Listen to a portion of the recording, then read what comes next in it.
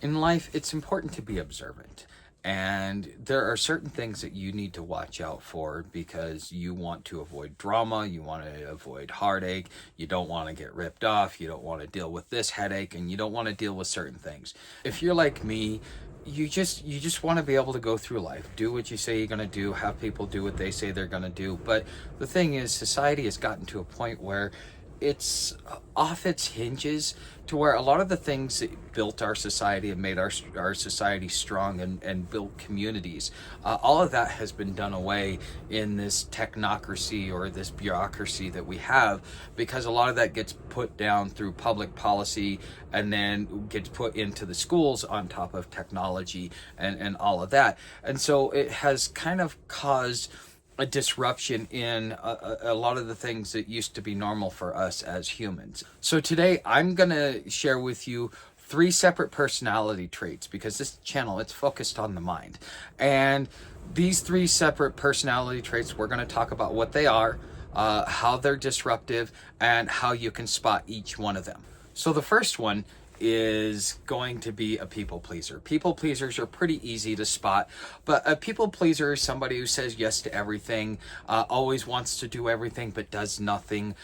These are the types of people that you will see, and you'll be able to notice these type of people based upon their complaints. Oh, this person did this, or nobody wants this, or they'll say certain things that will be key indicators. Now, it's going to be up to you to be observant of these, because I think that it's on the individual on how you can see those signs. But I've been off and on the streets for 25 years. I've got a long background in sales. So understanding psychology, it was part of how I made my money.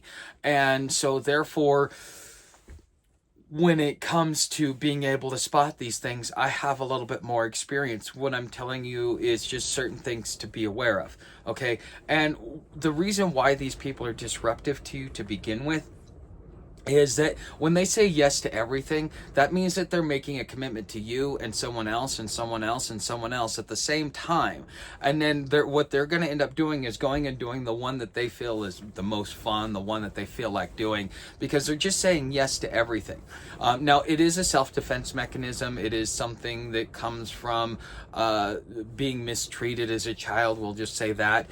But it comes from a place of this is how they keep peace, because also at the same time they don't like confrontation. They generally tend to keep their emotions within themselves, and then they play them out in the way in which they do certain things, and instead of being vocal about it, they keep it inside, because they're too busy trying to please everybody, so that they're not able to please anybody. And when you see people like this, it does not mean that you completely ostracize them. It means that you understand who they are. Once you understand who they are, you understand the limitations of the deals or any type of interaction that you would want to have with somebody like that. Well, they're not going to be your close friend, but they might be somebody who, hey, if they have some free time, you know that there's a 80-90% chance that they're not going to even show up. So, inviting them to events and stuff like that may or may not be in your thing, or in your wheelhouse with this type of person.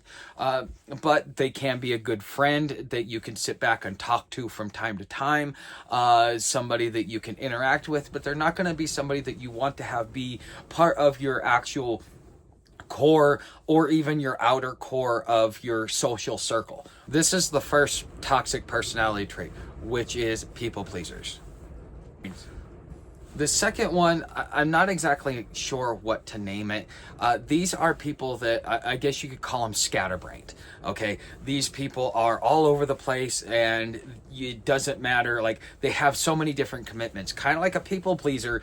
Instead of just going with the one that they want, they're trying to fulfill all their commitments at once. And what ends up happening is that they spread themselves so thin that they're really not. They're just making everybody else mad around them. And this is something that, one, will make you homeless, because nobody will be able to depend on you, especially within your social networks. If you're trying to have a low drama lifestyle, then these are definitely people that you want to limit your interactions with. Now, if it comes to, hey, can you do this for me, and da da da da, yes, go ahead, work with them, because they'll follow through. It's just a matter of when and in what order and how many different directions they're being pulled at the same time. It just, they're gonna follow through. Okay, so at least you can count on them for that.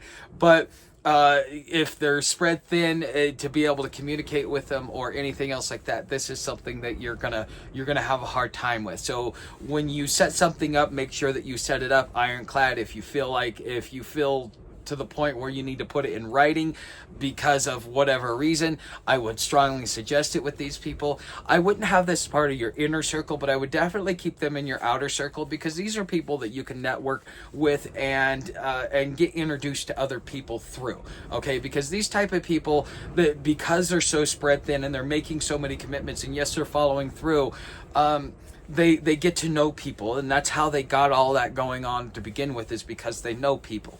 And so they have the ability to introduce you to people that you may need to be introduced to. Okay, so this is again the second personality trait that you want to keep an eye out for and be observant of, is scatterbrains. The third, and probably most toxic of all of these softball personality traits that you want to be observant of, because again, being observant of these things is extremely important. And the one that is hardest to spot at first, it takes time to spot, is the flim flam artist. I met one when I was in San Francisco. The guy had me hook, line, and sinker.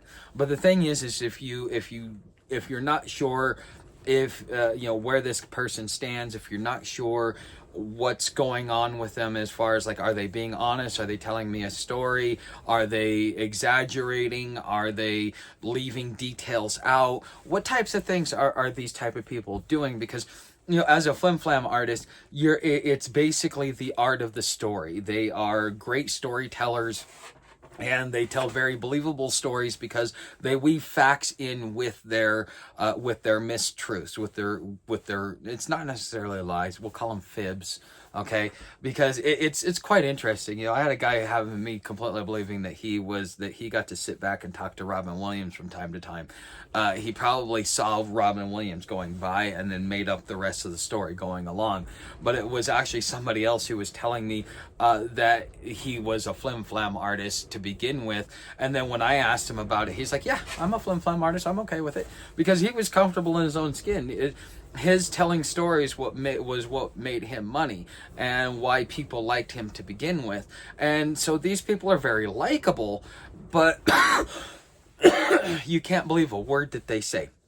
These are the type of people that, if necessary, will create enough stories to be able to use you, to take advantage of you, and things like this. These are the type of people you want to be able to like say hi to when you're going back and forth, just as being social, because you never know what type of interaction you're going to have with this person. But you want this person about as far away from you as possible. In a lot of ways, when it comes to maintaining your core and your outer core social relationships, your social safety net. Because the thing is, these people can come in, and if you start introducing them to these people, then what ends up happening is they can be destructive within it, just because of the way that they weave stories to their own benefit.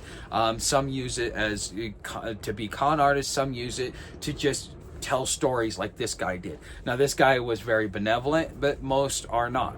Okay, so how do you spot somebody like this? It's always important when somebody tells you a story to be able to verify certain facts, to be able to ask certain questions. You should always ask questions to find out exactly what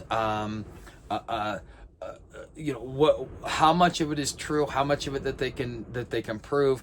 Because the thing is as human beings, we also exaggerate a little bit. It wasn't 10 flies, it was 100 flies, and I got 3 in one fell swoop, and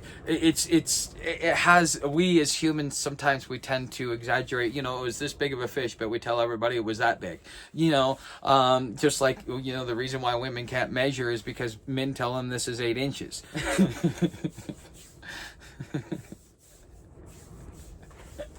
Oh my god, that one was funny.